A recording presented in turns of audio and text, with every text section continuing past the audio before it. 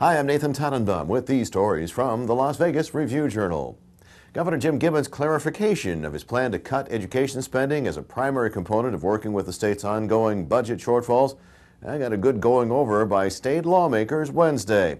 Review-Journal Capitol Bureau Chief Ed Vogel reports from Carson City Thursday that grilling by Senate Minority Leader Bill Raggio of Gibbons' Deputy Chief of Staff Stacey Woodbury led to her statement that the governor's plan still needs to be fleshed out. More in print and online.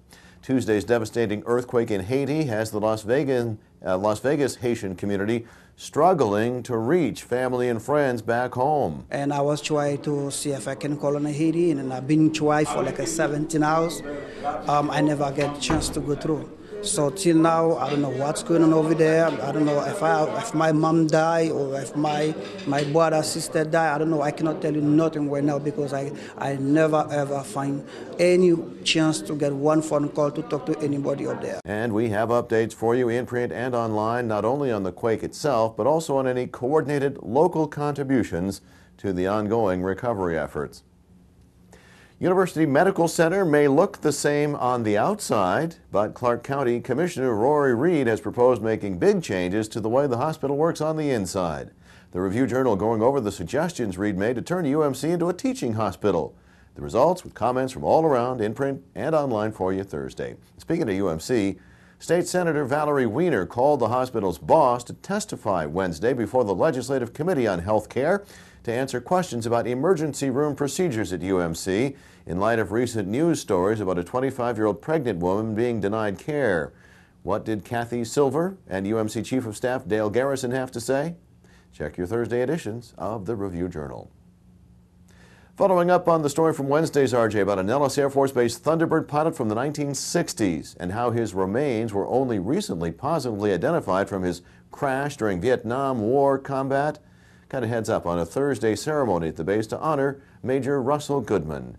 Navy Lieutenant Gary Thornton is expected to attend. Thornton was aboard the F-4B and survived by safely ejecting, only to be held prisoner for years by the Vietnamese. 20 years later, high school... You know, RJtv for Wednesday talked about the TV Land cable network reality show called High School Reunion, focusing on the Chaparral High class of 1989 and their adventures.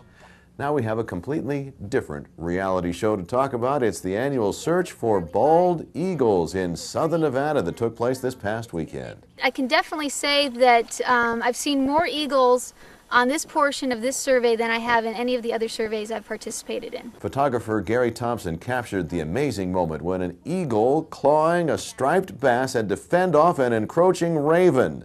The full video by our Michael Quine is online now, and reporter Keith Rogers' full story of the bald eagle count, apparently a record setter, is in print and online. Sports, the Runnin' Rebels hitting the home court for the first time in 2010 in Wednesday night's game against San Diego State. In addition to online score updates, your Thursday print and online editions of the RJ have complete coverage of the Thomas and Mack Showdown. Well, Avatar still king of the movie box office, but Thursday's RJ Neon section brings your movie-going experience down a notch in your wallet. I think most of us are aware that a trip to the silver screen can definitely carve a deep hole in the debit card. But apparently there are ways to cut corners and still have a great experience. Check it out in print and online. Also on the cover, one of the few remaining film festivals in Las Vegas. Got a fine selection of cinema for you to choose from. Read more about the Jewish Film Festival in Neon Thursday. And inside Neon Thursday, Mediaology columnist Steve Bornfeld checks in on the ratings for political commentator John Ralston's face-to-face interview program, now that it's moved from cable only to KVBC Channel 3. Now your weather. Well, we normally concentrate on just the next 4 days, and we'll get to that here in just a minute. First, though, the National Weather Service has put out a heads up to not just one, but potentially 3 pretty big storm systems way out in the Pacific that may take aim at southern Nevada next week, leading to better chances for rain than we've seen around these parts in quite some time.